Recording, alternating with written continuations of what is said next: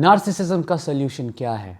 आपने तो बता दिया नार्सिसिस्ट ऐसे होते हैं, वैसे होते हैं, या नार्सिसिस्ट ये करते हैं, उन 5 चीज़ों से डरते हैं। लेकिन ये भी तो बताइए कि नार्सिसिज्म को रिज़ॉल्व कैसे किया जाए?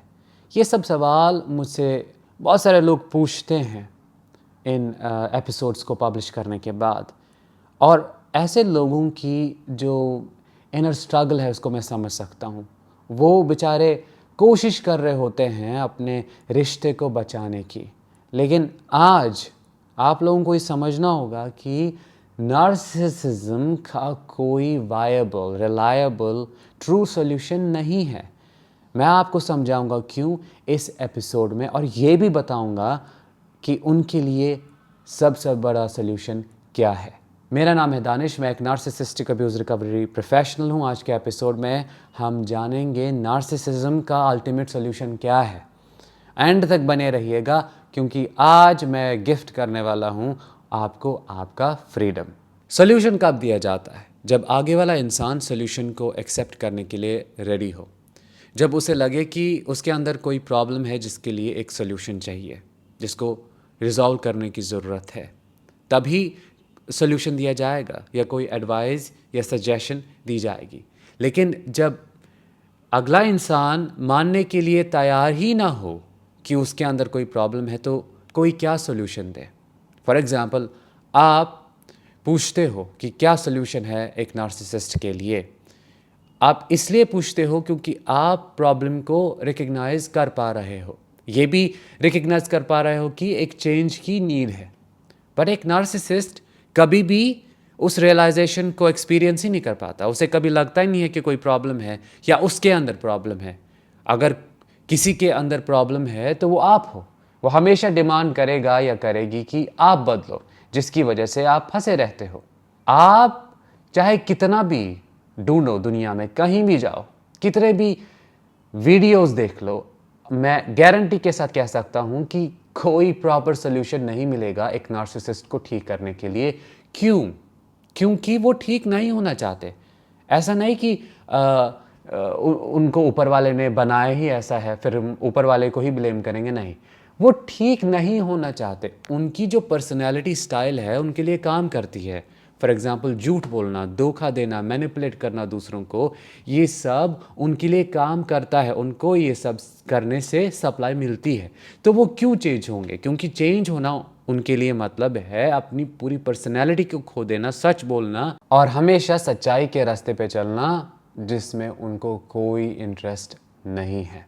आप चाहे कितने भी बड़े डॉक्टर के पास उनको लेके जाओ, प्रॉब्लम का सल्यूशन नहीं मिलने वाला। क्यों?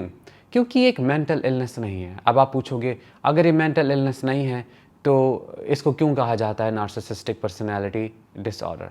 देखिए, डीएसएम में, जो कि diagnostic and statistical manual for mental disorders, एक किताब होती है जिसको साइकियाट्रिस्ट और साइकोलॉजिस्ट कंसल्ट करते हैं ये समझने के लिए कि किस प्रॉब्लम का क्या नाम है एज अ डिसऑर्डर।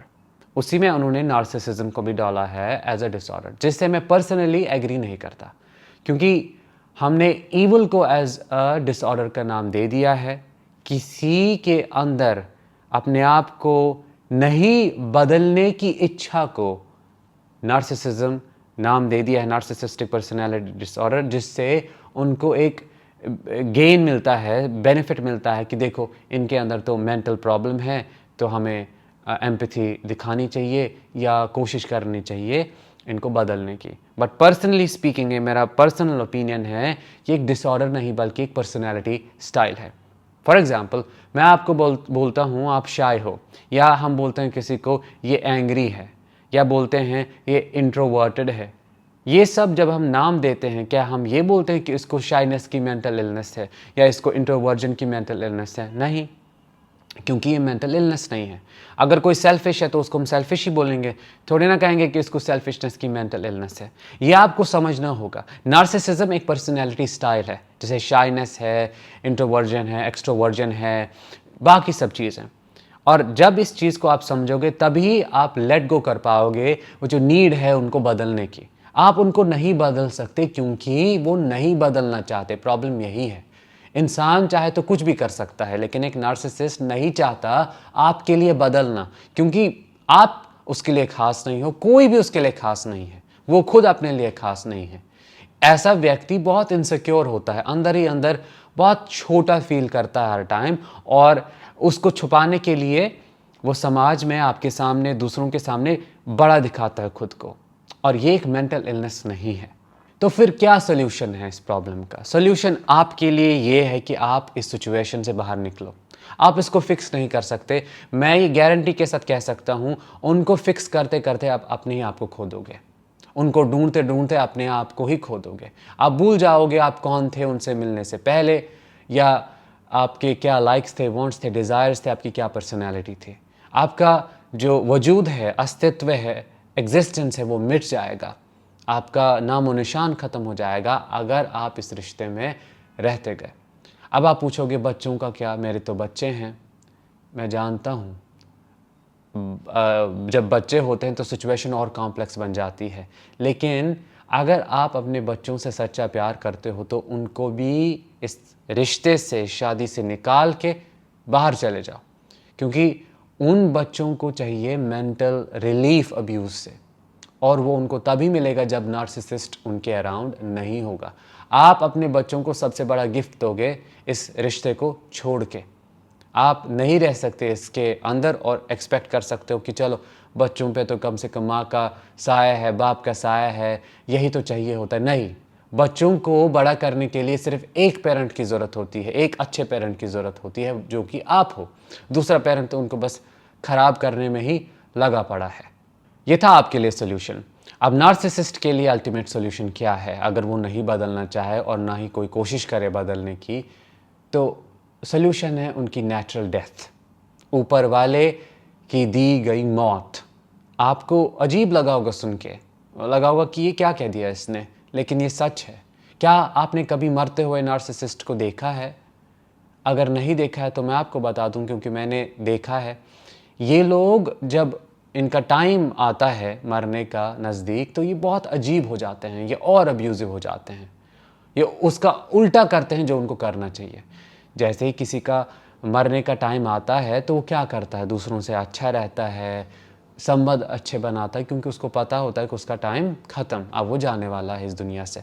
लेकिन एक नार्सिसिस्ट इस सब का उल्टा करता, और अब्यूज़ करता, और टॉर्चर करता, क्योंकि उसका रियल सेल्फ तब पूरा बाहर आता है, वो डरा हुआ होता है, और यही उनकी सज़ा होती है। इसी वजह से सब उनको छोड़ के जाते हैं, कोई उनके साइड में नहीं रहता। वही उनका अल्टीमेट सोल्यूशन है। देखिए, कार्मिक लॉ जो हमारे कल्चर में है, हमारी ट्रेडिशंस में है, कि अगर आप बुरा करोगे तो बुरा आप पाओगे इसी दुनिया में, मरने के बाद तो दूसरी बात है, यहीं पाओगे। तो जो उन्होंने किया होता है वही फल जो है वो पाते हैं उसका, उनको तो वो भुगतना पड़ेगा। इसको आप या मैं नहीं टाल सकते, और उनका अब्यूज़ उनकी मौत के साथ ही ख़त्म होता है। जो नार्सिसिस्ट दूसरों को सप्रेस करते हैं, उनका अंत उनकी मौत ही करती है, और कोई चीज़ उनके अब्यूज़ को रोकता नहीं है, क्योंकि उनका अब्यूज़ हमेशा चलता ही रहता है, वो कभी ख़त्म नहीं होता। वो इटर्नल होती है उनकी जो कैपेसिटी होती है दूसरों को अब्यूज़ करने की। तो उनके लिए अल्टीमेट सॉल्यूशन वही है, नेचुरल डेथ। जब वो मरेंगे तभी उनका ये जो तमाशा है ख़त्म होता है, और उनके जो रिलेटिव्स होते हैं, बच्चे होते हैं, जो भी विक्टिम्स होते हैं, उनको वो एक चैन की सांस लेते हैं कि फाइनली हम फ्री हैं। लोग मातम मनाते हैं, परेशान होते हैं, टेंशन में होते हैं, बहुत सैड डिप्रेशन में चले जाते हैं जब उनका कोई अपना मर जाता है। लेकिन जब एक नार्सिसिस्ट मरता है, उनके अपने खुश होते हैं। आपको ये भी अजीब लगा होगा, लेकिन खुशी महसूस होती है, क्योंकि वो कहते हैं कि दफ़ा हो गया, अब ख़त्म, अब कहानी ख़त्म, अब हम अच्छे से जी पाएंगे। तो ये था सोल्यूशन आपके लिए और एक नार्सिसिस्ट के लिए। आज के लिए इतना ही। मैं आपसे मिलूंगा अगले एपिसोड में। तब तक के लिए let the healing begin and continue.